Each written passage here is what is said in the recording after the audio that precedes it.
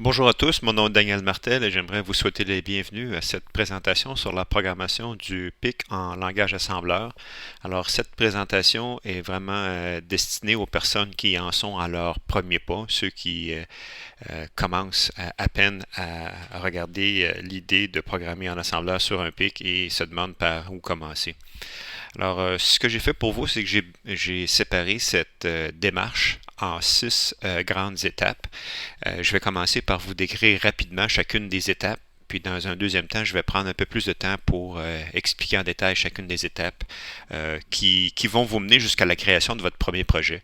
Parce que finalement, quand vous êtes rendu à l'étape 6, que vous avez créé votre premier projet, que vous avez tout votre environnement de développement qui est en place, vous êtes prêt à continuer l'apprentissage. Parce que l'apprentissage, c'est un processus qui est long. Cependant, pour vous rendre, disons, jusqu'au point où vous êtes complètement autonome et que vous êtes capable de continuer par vous-même votre apprentissage, disons qu'il faut compter l'équivalent peut-être d'une journée ou deux journées de travail là, pour accomplir ces six étapes-là. Alors, je commence par l'étape numéro un, choisir un pic. C'est important de faire un bon choix pour le premier pic, de s'assurer de prendre un pic sur lequel on va avoir beaucoup d'informations pour nous aider dans notre démarche d'apprentissage. L'autre chose qui est importante aussi de réaliser cette étape-ci, c'est que la programmation en assembleur est, est rattachée au pic ou à la famille de pics qu'on a choisi. Donc, les codes qui composent le langage assembleur vont être différents d'une famille de pics à l'autre. Alors, c'est important de choisir dès le départ puis d'essayer de ne pas changer de famille en cours de route parce que ça va vraiment vous compliquer l'existence. Alors, première étape, on choisit un pic. Dans quelques instants, je vais vous montrer, je vais vous donner des suggestions, des exemples, comment vous procédez pour choisir le bon pic. En deuxième étape, on commande le matériel. Le plus tôt on le fait, le mieux que c'est parce que les chances sont que vous n'aurez pas tout le matériel requis à portée de la main. Vous allez devoir le commander, ce qui va vous prendre quelques jours, voire quelques semaines, ce qui vous laisse le temps de faire l'étape 3, 4 et 5 sans trop perdre de temps. C'est pour ça que plus tôt on commande le matériel, mieux c'est. Ça nous laisse à ce moment-là du temps pour procéder aux autres étapes. L'étape numéro 3, c'est le téléchargement du logiciel, la mise en route. Il y a des logiciels spécialisés qui existent pour faciliter la gestion de projet dans la programmation de PIC, que ce soit en assembleur ou en d'autres langages, mais il y a des logiciels qui existent. Il y en a qui sont gratuits, il y en a qu'il faut payer pour. Il y en a quand même un bon choix. Je vais vous aider à faire un choix dans ça et puis vous donner des indications comment les télécharger et aussi les installer. L'option, l'étape numéro 4, c'est la familiarisation avec la fiche technique. C'est probablement l'étape la plus lourde. On n'a vraiment pas le choix. Il faut vraiment passer à travers la fiche technique et bien connaître un PIC avant de passer à l'étape de programmation parce que, encore une fois, quand on passe à travers la démarche de programmation en assembleur, celle-ci prend pour acquis qu'on connaît déjà l'architecture du PIC sur lequel on travaille. Alors, on n'a pas le choix. Il faut vraiment faire l'étape 4 avant. Quand on est rendu à l'étape 5, l'apprentissage de la notation binaire et hexadécimale, si vous le savez déjà, tant mieux. Si vous ne le savez pas, il faut prendre une heure ou deux pour passer à travers ces tutoriels-là.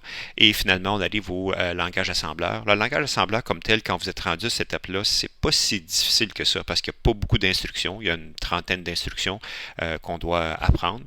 Et puis, avec une demi-douzaine d'instructions, on est capable de démarrer et de faire des petits projets simples. Alors, c'est ce qu'on va s'efforcer de faire à l'étape numéro 6. On va créer notre premier projet avec quelques instructions simples qu'on va avoir appris dans l'étape 5. Et quand on est rendu à cette étape-là, comme je vous dis, vous êtes suffisamment autosuffisant pour continuer l'apprentissage par vous-même. Alors, voyons les étapes une à une. La première étape, c'est le choix du PIC. Je vous fais une suggestion, le 16F84. Pourquoi?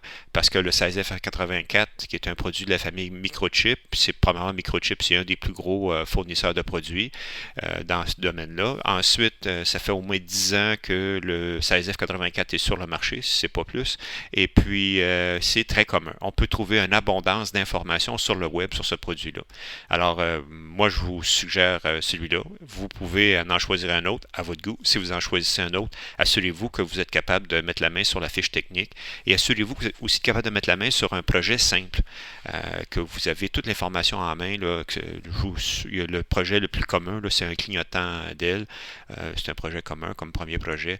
Assurez-vous que vous êtes capable d'avoir une liste d'étapes et aussi le code assembleur comme tel qui est disponible. Dans l'exemple que je vais vous donner plus loin, j'ai déjà fait des recherches, je vais vous donner les liens. En passant, tous les liens que je vais parler sont sur la description du vidéo. Je vais vous donner les liens où vous pouvez aller chercher les petits projets et l'information technique pour le 16F84, si c'est votre choix. L'étape suivante, c'est commander le matériel. Essentiellement, quand on commande le matériel, on va commander le PIC, la platine d'essai si vous n'avez pas déjà une, le programmeur, les composantes telles qu'un cristal, résistance, capaciteur. Donc ça va être la liste que vous allez voir sur votre projet. Commandez immédiatement toutes les composantes que sur votre liste de projet si vous ne les avez pas déjà en main.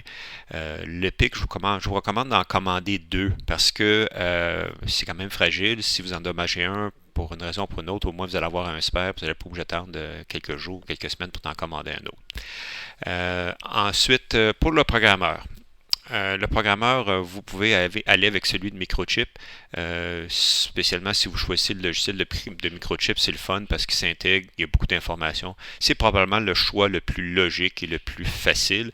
Cependant, ce n'est pas le choix qui est le moins cher.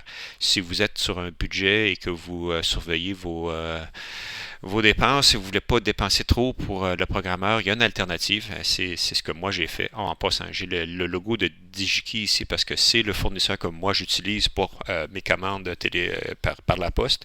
Moi je demeure au Canada, c'est disponible au Canada, aux États-Unis. Je ne sais pas, en Europe, il y a probablement d'autres fournisseurs. Mais en fait, choisissez votre fournisseur préféré pour commander vos fournitures. Donc, je reviens au programmeur. Voici un programmeur qui ressemble beaucoup à celui que moi j'ai commandé. Alors, je suis allé sur eBay et puis c'est comme beaucoup moins cher. C'est moins qu'à moitié prix. C'est beaucoup, beaucoup moins cher pour avoir un programmeur sur eBay. L'inconvénient, c'est qu'on doit attendre 4 à 6 semaines pour livraison parce que ça vient de Chine. Mais ça fonctionne très bien. Quand vous allez sur eBay, vous allez voir qu'il y a quand même un bon choix. Il y en a plusieurs. C'est pas parce que c'est pas cher que c'est pas bon. Ça fonctionne. Toutes ces bébelles-là fonctionnent. Faut regarder pour 3 caractéristiques importantes. La premièrement, c'est l'interface USB. Alors, vous voyez ici, il y a la fiche pour USB. C'est bien important d'avoir l'interface USB. Alors, ici, on le voit, même le câble est fourni. La deuxième chose qui est importante, c'est l'interface ICSP. ICSP, c'est In-Circuit Serial Programming. C'est ce qui nous permet de faire la programmation en circuit. Parce que voyez-vous, ce programmeur-là ici peut fonctionner de deux façons. On peut soit déplacer le PIC de notre platine d'essai sur la fiche ici, le programmer et ensuite reprendre notre PIC et le remettre sur notre platine, ce qui est un petit peu laborieux mais qui fonctionne très bien. Ou on peut tout simplement utiliser le câble qui est ici et puis brancher le câble entre le programmeur et la platine. À ce moment-là, on n'a pas besoin de déménager le PIC de la platine d'essai au programmeur, ce qui est avantageux dans le sens que c'est moins de manipulation. La troisième chose qu'il faut vraiment vérifier, c'est s'assurer que le PIC que vous avez sélectionné est bien sur la liste des produits compatibles. Parce que toujours, les programmeurs sont toujours limités dans le sens que ça ne va pas programmer tous les PIC. Il y a des centaines, voire des milliers de PIC sur le marché disponibles. Et les programmeurs ne les programment pas tous. Alors, il faut juste s'assurer que le programmeur que vous avez choisi est bien compatible avec votre PIC. Dans ce cas-ci, je crois bien qu'il l'est, le 16F84. Je pense que je l'ai vu tantôt ici, le 16F84, il est bien compatible. Maintenant, on est rendu à l'étape du logiciel. J'ai absolument rien traduit ici parce que j'ai manqué de courage, mais le logiciel pour vous aider à travailler avec le PIC. Normalement, ça s'appelle un IDE, l'acronyme IDE qui veut dire Integrated Development Environment. Alors ça, c'est la notation ou l'acronyme qu'on utilise pour désigner ce genre de logiciel-là. Alors ce genre de logiciel-là, qu'est-ce qu'il vous permet de faire? Il vous permet d'écrire votre code assembleur, de le déboguer. Il vous permet aussi de brancher virtuellement votre code dans un PIC et de faire une simulation virtuelle, donc vous assurer que tout ça fonctionne. Et un coup que ça fonctionne, ça vous permet aussi de compiler votre code assembleur en code hexadécimal, code qui est prêt à être transféré avec le programmeur. Si vous avez le programmeur de Microchip, toute cette fonctionnalité-là est intégrée. Si vous avez un contrôleur indépendant, à la dernière étape, une fois que vous avez établi ou créé votre code hexadécimal, vous devez créer un fichier externe et de là prendre le logiciel qui est fourni avec votre programmeur, aller chercher ce code-là et le transférer sur votre PIC. Ça se fait bien quand même, mais c'est une étape de plus. Bon, alors pour la sélection du logiciel IDE, vous pouvez faire un Google avec PIC IDE. Ils vont vous sortir toute la liste de tous les bons softwares qui existent. Maintenant, le premier en haut, c'est celui de Microchip, la compagnie Microchip, donc la même compagnie qui fabrique les circuits PIC, la même compagnie qui fait le programmeur, a aussi un logiciel de gestion.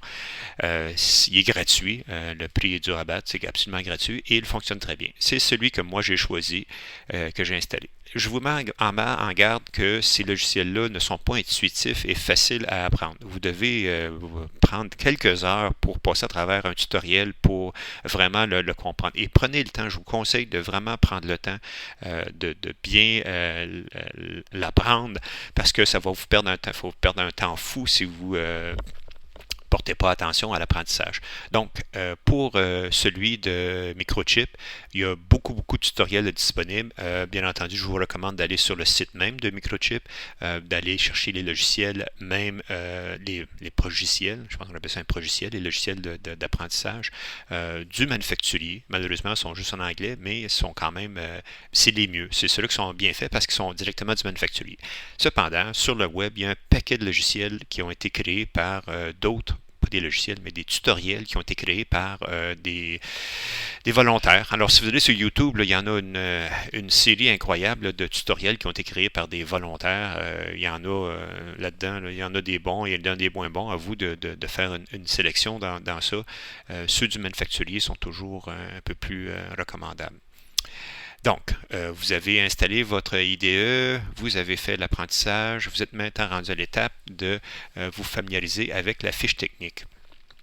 Donc, au niveau de la fiche technique, pour la recherche, vous rentrez simplement le numéro du PIC et un espace et PDF pour en arriver directement à la fiche technique. Je vous conseille de mettre PDF ici. Si vous ne mettez pas PDF, ça va vous amener sur un site là, de datasheet, puis on va peut-être vous télécharger une petite surprise en même temps.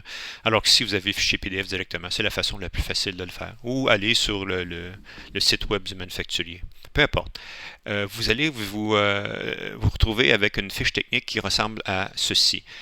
Voyez-vous, ne soyez pas intimidé par le format ou la grosseur du document. On parle souvent de 100 pages et plus, là, ces fiches techniques-là. Si vous n'avez jamais vu de fiche technique, je vais vous conseiller une petite lecture avant de tomber dans la lecture du fiche technique, mais vous n'avez pas le choix. Vous devez télécharger ce document-là, sauvegardez-le à un endroit que vous pouvez le retracer facilement, imprimer les premières pages, peut-être les 5, 6, 7 premiers chapitres. Là. Il y a des choses bien importantes qu'il faut imprimer. Par exemple, le jeu d'instruction, le chapitre 7, là, ça, il faut imprimer ça. C'est quelque chose que vous allez vous servir continuellement. L'organisation de la mémoire aussi, c'est quelque chose que vous allez vous servir continuellement, qui serait prudent d'imprimer. Le pin-out aussi, là, ça, c'est un autre élément que vous allez... Donc, les premières pages, je vous recommande de les imprimer et de les garder à portée de la main parce que c'est quelque chose qui va vous servir souvent. Donc, on fait cette gentille lecture-là, et puis après ça, on arrive à l'étape de la notation binaire et hexadécimale. Ça, c'est une étape facile. Ça, c'est vraiment une récompense. Si vous le savez déjà, tant mieux, on la saute. Si vous ne le savez pas, il y a beaucoup de tutoriels qui sont disponibles, que ce soit sur YouTube ou que ce soit sur Google. Il y a beaucoup de tutoriels qui existent sur la notation binaire et hexadécimale. C'est pas très compliqué, mais il faut quand même passer à travers ça. Bon, maintenant on arrive au langage assembleur. Ici, le premier lien, les liens en passant sont dans la description du vidéo sur votre écran. Le premier lien ici, je vais l'ouvrir pour vous montrer, parce que c'est quand même intéressant. C'est un lien qui vous amène sur une page commerciale de Microelectronica. Et voyez-vous, ici en haut, on voit 1, 2, 3, 4, les 4 chapitres ici. Et ça, c'est vraiment très vulgarisé. On commence vraiment, là, on prend pour acquis que vous avez presque pas de connaissances en informatique, en électronique, et on vous explique là, de façon très conceptuelle, avec des belles illustrations, comment ça fonctionne. Alors, avant de lire la fiche technique, si vous n'avez jamais lu de fiche technique, je vous conseille de venir ici et de lire ça, ici, les 4 chapitres. C'est une belle petite lecture, ça se fait bien, c'est bien illustré, c'est bien expliqué, c'est vraiment bien fait. Je vous le conseille si vous n'êtes pas trop familier avec les fiches techniques. Bon, aussitôt qu'on a fait ça, si on est prêt à commencer le langage, l'apprentissage du langage assembleur, Moi, je vous recommande de prendre un document, un tutoriel du format PDF, comme celui-là ici, là, et de l'imprimer, vraiment l'imprimer. Là. Et puis, la raison pour laquelle je vous conseille de l'imprimer, c'est que vraiment, c'est une lecture. Il va falloir le lire lentement, peut-être même relire 2 ou 3 fois le même paragraphe pour être sûr que vous comprenez bien.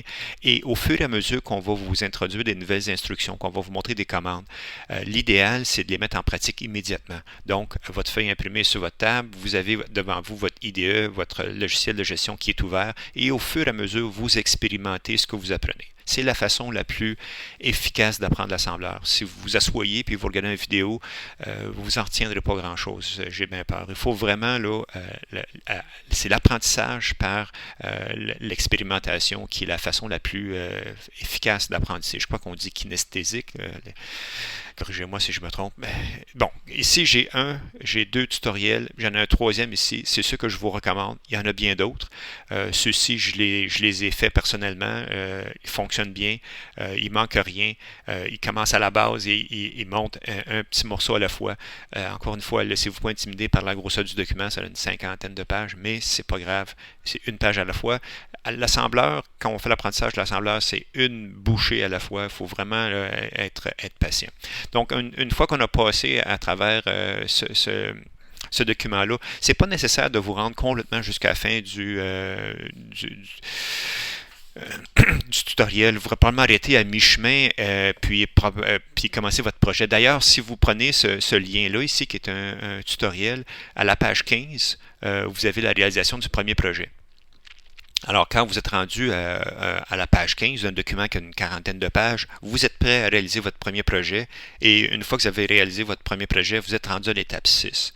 Donc, rendu à l'étape 6, vous êtes autosuffisant. Vous êtes équipé, vous avez tout le hardware que vous avez besoin, vous avez le software que vous avez besoin, vous avez acquis assez de connaissances pour avoir réalisé votre premier projet. Vous êtes vraiment en position maintenant pour aller regarder n'importe quel clip sur YouTube qui parle de programmation d'assembleur. Parce qu'à date, là, si vous avez remarqué, probablement la majorité des trucs que vous avez regardés, c'est dur à comprendre parce que ça part à un niveau peut-être plus loin que celui que vous êtes rendu. C'est comme arriver dans le milieu d'une classe que vous avez manqué le début. Ça, c'est vraiment la première classe pour les débutants. Commencez par faire ces 6 étapes-là et après ça, vous allez pouvoir accéder à n'importe quel matériel et comprendre de quoi on parle. Alors, merci beaucoup de votre attention et je vous souhaite bonne chance avec votre apprentissage de l'assembleur sur votre PIC.